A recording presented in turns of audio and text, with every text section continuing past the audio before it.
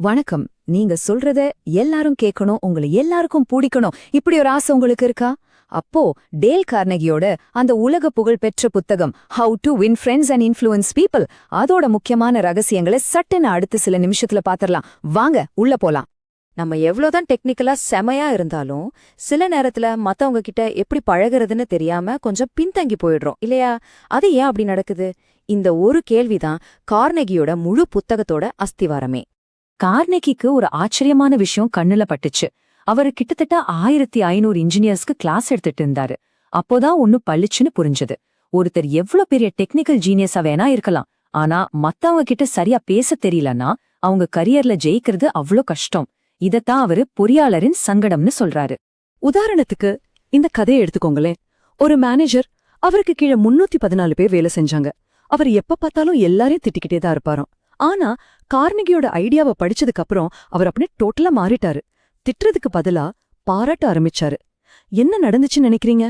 அந்த 314 பேரும் எதிரிங்க மாதிரி இருந்தவங்க இப்போ 314 நண்பர்களா மாறிட்டாங்க. அந்த கம்பெனியே ஒரு புது எனர்ஜியோட இயங்க ஆரம்பிச்சது. சரி, அப்போ அந்த மேனேஜர் அப்படி என்னதான் முதல் மாற்றத்தை செஞ்சாரு?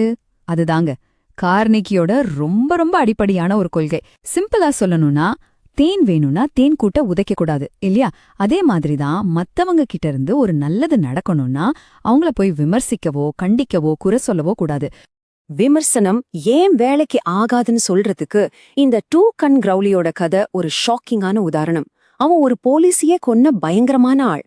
அவனை 150 போலீஸ் சுத்தி வளைச்சப்போ கூட அவன் என்ன சொன்னான் தெரியுமா? நான் ஒரு மென்மையான இதயம் கொண்டவனு தான் சொன்னானே தவிர தான் தப்போ ஒரு துளி கூட உணரல. யோசிச்சு பாருங்க, இவ்வளவு கொடூரமான குற்றவாளியே தன்னை தப்புன்னு ஏத்துக்காதப்போ நாம விமர்சிக்கிற சாதாரண மனுஷங்க மட்டும் எப்படி அவங்க தப்பை ஏத்துக்குவாங்க? உண்மையில என்ன நடக்குதுன்னா, நாம ஒருத்தரை விமர்சிக்கும் போது அவங்க மனசுல வெறுப்பு தான் அதிகமாகுது. அவங்களோட கான்ஃபிடன்ஸ் உடைஞ்சு போகுது. நாம நினைக்கிற மாதிரி எந்த மாற்றமும் நடக்க போறதில்ல. அதுக்கு பதிலா அந்த உறவு தான் கெட்டு போகும். இப்போ ஜார்ஜ் ஜான்ஸ்டனோட அனுபவத்தை பாப்போமே. அவர் முதல்ல ரொம்ப அதிகாரமா எல்லாரும் ஹெல்மெட் போடுங்கன்னு சொன்னப்போ யாருமே கண்டுக்கல. ஆனா அவரோட அப்ரோச்ச மாத்தி, என்ன ஹெல்மெட் போடுறதுக்கு சங்கடமா இருக்கா?ன்னு அக்கறையா கேட்டு அதோட முக்கியத்துவத்தை அன்பா எடுத்து சொன்னதும் எல்லாருமே சந்தோஷமா ஏத்துக்கிட்டாங்க. இதுல இருந்து என்ன தெரியுது? அதிகாரம் செய்ய முடியாத ஒரு வேலைய ஒரு சின்ன அக்கறை அழகா செஞ்சு முடிச்சிடும். ஓகே, அப்ப மத்தவங்கள விமர்சிக்காம அவங்க மனச புரிஞ்சுக்கிட்டா மட்டும் போதுமா? அதுக்கு அடுத்த ஸ்டெப் என்ன? அவங்கள நம்ம பக்கம் எப்படி இழுக்கிறது? அதுக்கு ஒரு சூப்பர் சீக்ரெட் இருக்கு. அது என்னன்னா, நாம நமக்கு என்ன வேணும்னு யோசிக்கிறத விட்டுட்டு அவங்களுக்கு என்ன வேணும்னு யோசிக்க ஆரம்பிக்கணும். பிரிட்டிஷ் பிரதமர் லாய்ட் ஜார்ஜ் சொன்னதுதான் இதுக்கு சரியான உதாரணம். நம்ம மீன் பிடிக்க போறோம்னா நமக்கு பிடிச்ச ஸ்ட்ராபெரியையோ சாக்லேட்டையோ தூண்டில்ல வைக்க மாட்டோம் இல்லையா? மீனுக்கு பிடிச்ச புழுவத்தான் வைப்போம். அதே லாஜிக் தான். ஒருத்தரை கன்வின்ஸ் பண்ணணும்னா அவங்களுக்கு என்ன வேணுமோ அத பத்தி பேசி அதை அடையறதுக்கு வழிய காட்டணும். இது ஒண்ணுதான் வழி. ஒருத்தரை முக்கியமானவரா ஃபீல் பண்ண வைக்கிறதுக்கு ரொம்ப ரொம்ப சிம்பிளான ஆனா பயங்கர பவர்ஃபுல்லான ஒரு வழி இருக்கு. இதுக்கு நீங்க ஒரு பைசா கூட செலவு பண்ண தேவையில்ல. ஆனா அதோட மதிப்பு நினைச்சு பார்க்க முடியாத அளவுக்கு அதிகம். அது அவங்களோட பேரை ஞாபகம் வச்சுக்கிறது தாங்க. ஜிம் ஃபாலின்னு ஒருத்தர் கிட்டத்தட்ட 50,000 பேரோட முதல் பேரை ஞாபகம் வச்சிருந்தாராம்.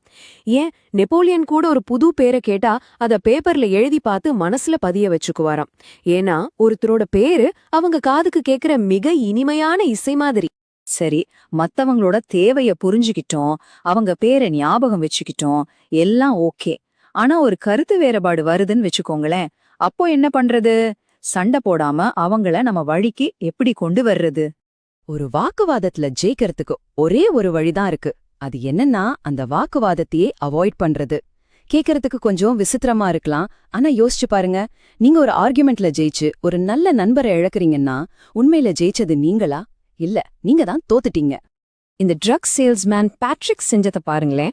ஒரு கஸ்டமர் வந்து உங்க காம்படிட்டர் ட்ரக் தான் பெஸ்ட்ன்னு சொல்றாரு. உடனே இவர் சண்டைக்கு போல. அதுக்கு பதிலா, ஆமா சார், அந்த ட்ரக் ஒரு சூப்பர் ட்ரக், நீங்க அதை வாங்கினா தப்பே பண்ணலன்னு அர்த்தம்னு சொன்னார். அவ்வளவுதான், ஆர்குமெண்ட் அங்கே முடிஞ்சது. அதுக்கப்புறம் பொறுமையா தன்னோட ட்ரக்கோட பிளஸ் பாயிண்ட்ஸ் சொல்ல ஆரம்பிச்சாரு. சும்மா சண்டை போடுறதை விட இது எவ்வளவு ஸ்மார்ட்டான மூவ். அடுத்த முக்கியமான விஷயம் சிம்பதி, அதாவது மத்தவங்க கஷ்டத்தை புரிஞ்சுக்கிறது. நீங்க சந்திக்கிற 4 பேர்ல 3 பேர் யாராவது நம்மள புரிஞ்சுக்க மாட்டாங்களான்னு ஏங்கிட்டு இருக்காங்க. நீங்க அந்த புரிதலை மட்டும் கொடுத்தா போதும், அவங்க உங்களை நேசிக்க ஆரம்பிச்சிடுவாங்க. நீங்க அவங்க கருத்தோட ஒத்து போகலன்னா கூட பரவாயில்ல, உங்க இடத்துல இருந்து பார்த்தா நீங்க சொல்றதும் சரிதான்னு ஒரு வாக்கியம் சொல்றதுல ஒரு பெரிய பவர் இருக்கு. டேல் கார்னெகிக்கு இந்த மாதிரி ஒரு அனுபவம் நடந்திருக்கு. ஒரு ரேடியோ ஷோல அவரு தெரியாம ஒரு தப்பான தகவலை சொல்லிட்டாரு. உடனே ஒருத்தர் கோவமா ஃபோன் பண்ணி திட்ட ஆரம்பிச்சிட்டாரு. கார்னெகி பதிலுக்கு சண்டை போடல. ரொம்ப அமைதியா, சார் நீங்க சொல்றது 100க்கு 100 கரெக்ட், தப்பு என்னோடதுதான், ரொம்ப சாரின்னு சொன்னாரு. அந்த ஒரு நிமிஷத்துல ஃபோன்ல கத்துனவரோட கோவம் எல்லாம் போய் கடைசில அவரு கார்னெகியோட ஃப்ரெண்டாவே மாறிட்டாரு. சரி, இப்ப நம்ம பார்த்த இந்த எல்லா பிரின்சிபல்ஸையும் ஒன்னா சேர்த்து பார்த்தா அது ஒரு நல்ல லீடருக்கான தகுதிகள். அப்போ ஒரு லீடரோட உண்மையான பவர் எதுல இருக்கு? வெறும் அதிகாரத்திலயா? இல்லவே இல்ல.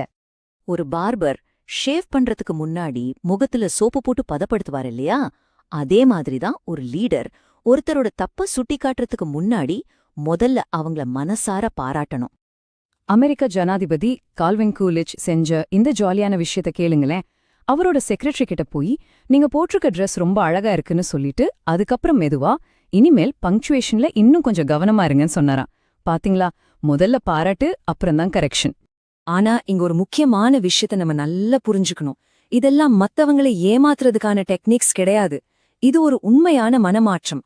மத்தவங்களோட இடத்துல நின்னு யோசிக்கிறது, அவங்களோட ஃபீலிங்ஸ புரிஞ்சுக்கிறது. இது நேர்மைய பத்தினது, தந்திரத்தை பத்தினது கிடையாது. ஒருத்தரோட இதயத்துக்குள்ள நுழையறதுக்கு ஒரு ராயல் ரோடு இருக்குன்னா அது அவங்களுக்கு ரொம்பவும் பிடிச்ச விஷயங்களை பத்தி பேசுறது தான். அப்போ இன்னைக்கு நீங்க யாருடைய இதயத்தோட கதவை தட்ட போறீங்க, என்ன பேச்ச ஆரம்பிக்க போறீங்க? இந்த சிம்பிளான பிரின்சிபிள்ஸ் கண்டிப்பா உங்க வாழ்க்கைய மாத்தும். முயற்சி பண்ணி பாருங்களேன்.